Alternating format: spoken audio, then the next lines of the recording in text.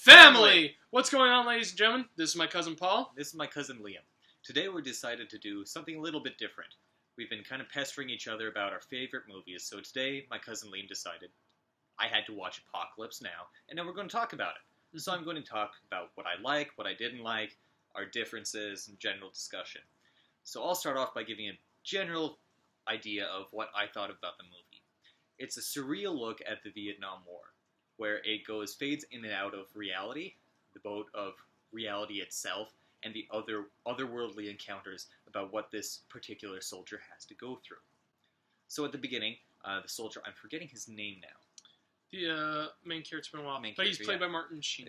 Played by Martin Sheen. So Sheen's character is given a task, spoiler alert by the way, that he has to go kill a very highly ranked officer, highly decorated, very important, because he has to kill him because he's gone insane. And he's started to corrupt these people, or his platoon, and he's basically taken over this village in Cambodia, and the American military can't live with that stain on the record. So this person is given, Martin Sheen is given a group of highly inexperienced soldiers, a famous surfer, a very tightly strung man from New Orleans, a duty-bound sergeant who's in charge of the boat, and just another man who seems very inexperienced, and he's 17. They go across this boat, and they encounter people. There's the famous line, "Love the smell of napalm in the morning." They meet a surfing group of used to be cavalry riders, now they ride helicopters, and then they finally get to their objective, where the main character, Martin Sheen, encounters the Colonel. The Colonel has gone completely insane, but ends up brainwashing Martin Sheen. I won't spoil the ending just in case you haven't seen it, but it's very interesting, and there's a lot to think about. So overall, I enjoyed certain parts of the movie. I'm going to start with the negative, so we can end on a positive note. A few negatives were, I saw that the encounters with other soldiers seemed a little too extreme. There's the famous scene, very beautiful, where it's the helicopters riding to Wagner. And Wagner, for those of you who don't know, was very pro-Nazi. He actually supported Hitler and said that it's one of the best things to happen for Germany. So you see these Americans flying and attacking a Vietnam village, listening to Wagner. I know we'll discuss that in a second. Mm-hmm, yeah. And the first thing that you see in the village, or one of the first things, is this group of school kids, all wearing white shirts. To me, that's symbolizing purity. So you're seeing the evil imperialists attacking the Vietnamese village. And I had a few problems with that. The Vietnam War is up for debate on all sides. I just thought that was a low blow and didn't have enough time for discussion. Also, I found that the character development of the movie was absolutely fantastic, but the plot went little to nowhere and should have been expanded upon. Mm-hmm. Start talking about that? Yeah, okay. First of all, with your description, I think, yeah, the thing that I find with your negative on in terms of the Ride of the Valkyries, yeah, and the idea of these extremes, I think the extremes in this film is necessary. Okay. I think the reason that they're necessary is because we are shown, this is a film that really relies on a lot of the surrealism of the images, the intensity of a lot of the situations that they go through, especially the opening scenes with Martin Sheen in his drunken state, when he's like punching the glass. This is a movie that I think relies a lot on those extremes to get its message across. And I think the thing that, why it's not a hindrance, is because the world of Vietnam is so haunting. Yeah. The cinematography in this movie is amazing. And it does a great job at showing this environment that we are given. And what I think it's trying to do is show that these ordinary men, these men of probably just who have been in military service before, how this situation has impacted them and brought them to these extremes. Because I think the colonel being played by Robert Duvall. Yes. He is the one of my favorite scenes in the movie is when he's like checking out all the men and he sees this Vietnamese person and this this Vietnamese person. He's saying he's trying to give him water because the guy wants water. He's holding his guts in. He's like, any son of a gun who can take a shell in with this and hold his guts in with a pan can drink from my canteen any day. And then like another person calls him over and says that there's a surfing pro over here, and he pulls away his water canteen and goes over. Let me just address that point for a second. Mm-hmm. My problem isn't that there are extremes in the movies. My problem is there's no baseline. There's nothing that really you can compare it to because all of his men are out there surfing. They load up their helicopters with surfboards to go on their next mission. There's no really one common sense person. Even the main character has his moments of extreme. It starts off the movie and he's drunk and high, which, again, character development's brilliant, but there's no real time that the movie shows just what a common, decent soldier does. It's all put up to the extreme, which could be a good thing, but I'm not getting enough out of it. There's not a lot of discussion. It's just too biased for me. Okay, that makes sense. I can understand why you take that position. I think for me, what really works and is saying that there's no commonplace there's no baseline is because this wasn't a war of common, baseline people. This was not a situation where it was like, it took ordinary people and brought them into a very extreme circumstance. Mm-hmm. And I think the baseline measure that we can see is the level-headedness in this film, and I think the straightforwardness comes from those American soldiers in the beginning. They say, here's your mission, here's what you gotta do. Kill Kurtz, that's it. Everything else is the journey throughout the film. And I think this is also where I disagree, where you say that there's no plot to it, really. I didn't find that the plot was expanded on enough. Yes. The plot is expanded. The inciting incident to this film is just him getting the orders. Yeah. The entire rest of the film is a journey through this hellish landscape throughout this entire through the hellish landscape of the Vietnam War. And the plot and what these characters go through is showing how the war can affect mankind, how it's showing how it affects these men. Yeah, as the beginning says, everyone has a breaking point. Yeah. Yeah. And so these men are going through, the plot of the film is very much just going after the colonel. But the film is mostly telling a thematic story, and more of a story of what this war can do to men. Which traces back to the book, which the movie is based on. Yeah, Hearts of Darkness, I believe it was called. Journey into Darkness, I believe it was. Maybe you're right. But one problem I have, and a lot of people have the same complaint about Blade Runner, I found that the movie could have been shortened. I felt that there were certain scenes which just could have been completely taken out. Like which? When they land and they're in the trenches and they have to find the fuel and everything. And it's the man who's gone completely insane. He's painted his grenade launcher, and he just closes his eyes and takes aim and is able to shoot people. Really? Yeah, I didn't. Interesting scene, yes. Well done, yeah. Did it add anything to the plot for me? Not really. What do you remember the scene, the exchange that he's looking for? He's looking for the CEO. The whole thing in the story is like they're everywhere they interact with is where they're crossing to get on the river. So this is a bridge they have to cross. Yeah. And when they meet, he's looking for the CEO. Yeah. And there's no CEO there. My favorite thing that he says is he talks to that guy, and when he is able to use like intense hearing to find that enemy soldier that they're shooting at, and he shoots the grenade and he kills that soldier in the distance. Mm-hmm. And Martin Sheen's character says, "Excuse me, sir, do you know who's in command here?" And all he does is he looks at him, he smiles and goes, "Yeah." And he walks away. Yeah. That, to me, sums up what this is. This is not, in that scene, we are experiencing how these individuals are taking control of their own journeys. That's what that little scene's about. It's about these individuals that are taking control of the moment. Yeah.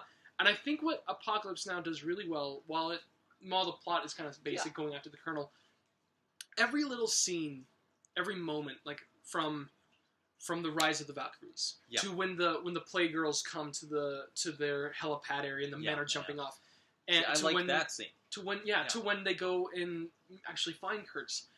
This is a film, I think, that is showing these little vignette moments of what the Vietnam War was doing to these people and what the war consisted of. Again, that brings back to my other complaint, where it's like, well, where's the group of soldiers which they don't have a problem with this because they're just doing their job? I think those are the guys on the boat. Well, not really even, because the man from New Orleans is too tightly wound. He freaks out because of the tiger, and then he starts screaming, "I just wanted to cook. I just wanted to cook." Yeah.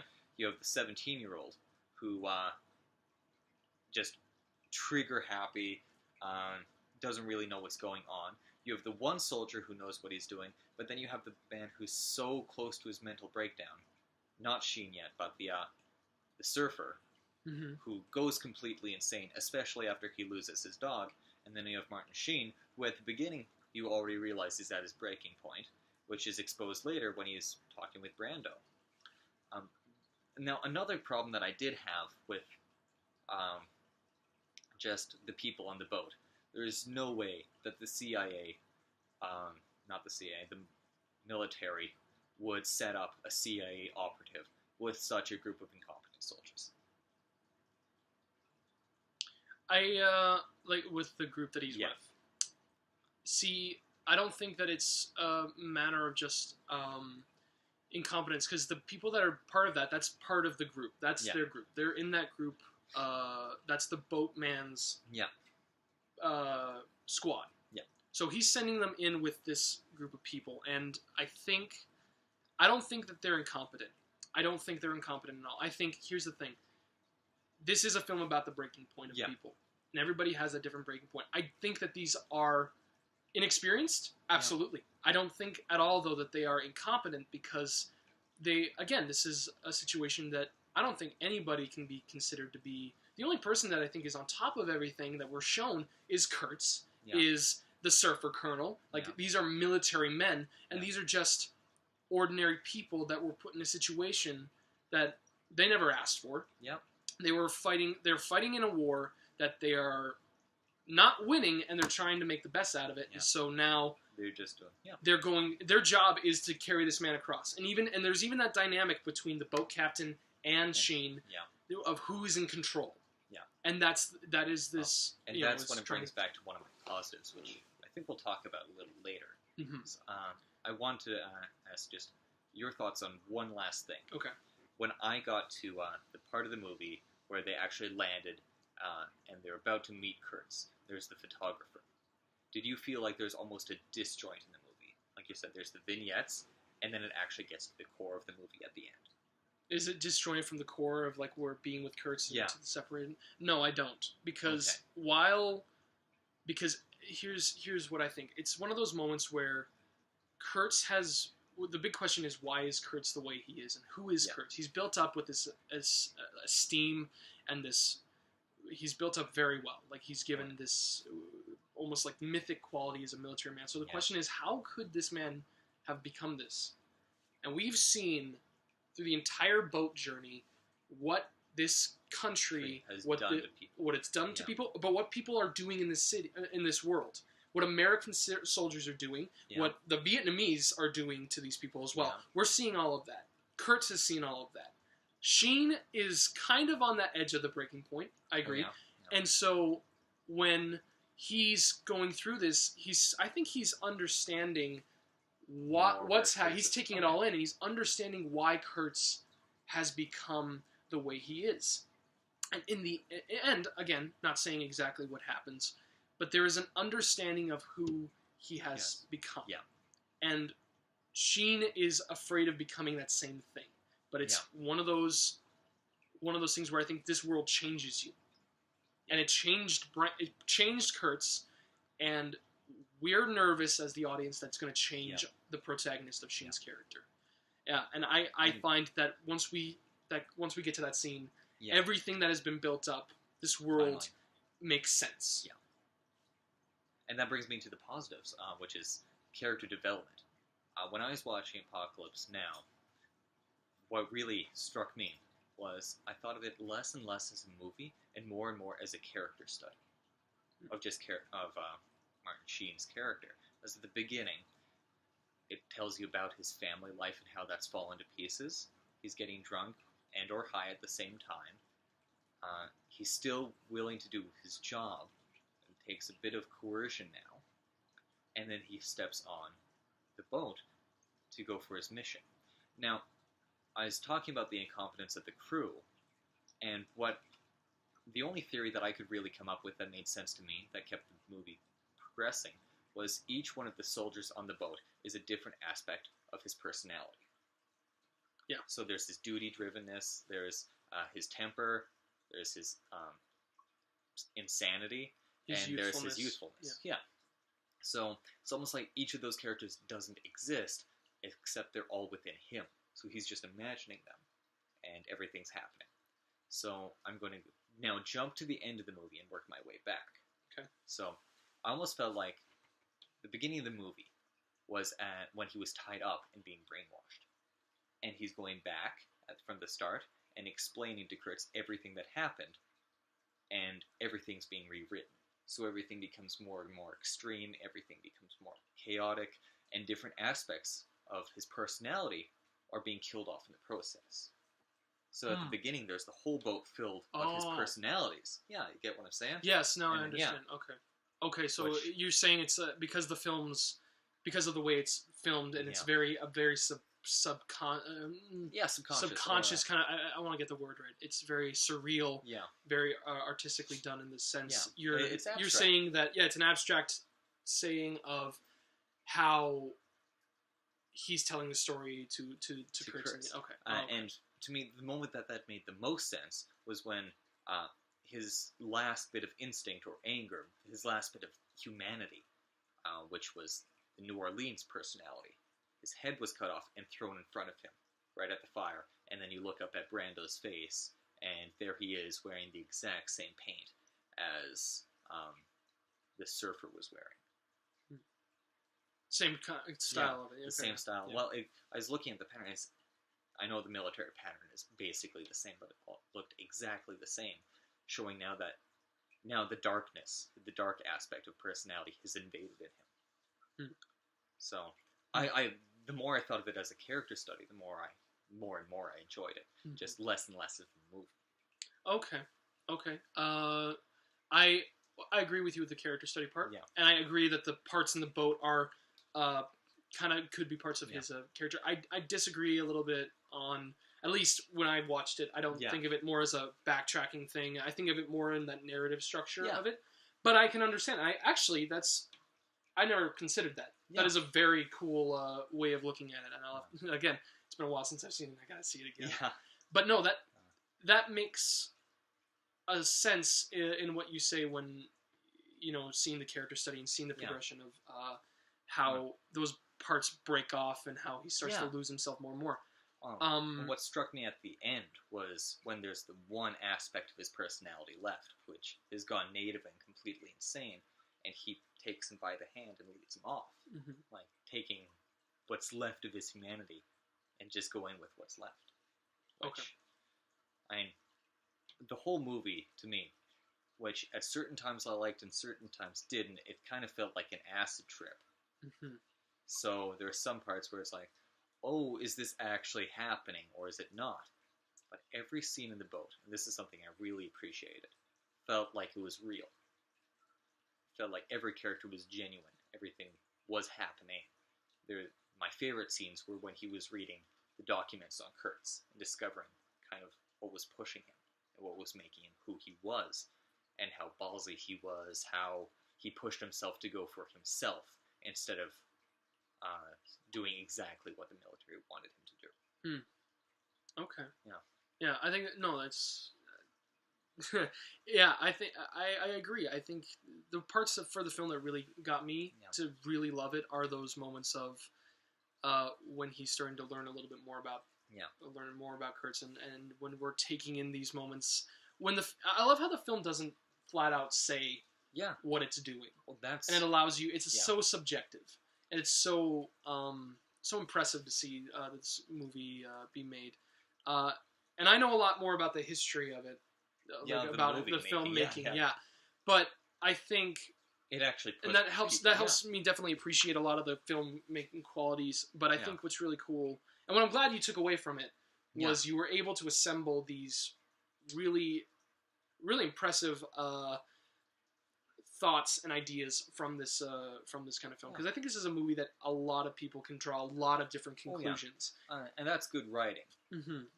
Not my personal favorite take on it because of the reasons I've mentioned, but I can even admit to it that it's great story writing and it accomplishes exactly what it's supposed to. Yeah, and that's good. And I'm glad. Thank you for seeing the film. If you My do you pleasure. want to give a rating to it, or would you prefer just to kind of leave it as kind of a kind of up in the air, as like saying that's how you felt about it? I'll leave it up in the air for now, and if we want to tack it on later, I'll give you a rating. All right, that sounds good. Perfect. Well, thank you so much, Paul, for your intake on Apocalypse Now. Do it again sometime. Absolutely. And thank you guys so much for watching this video. And as always, take care.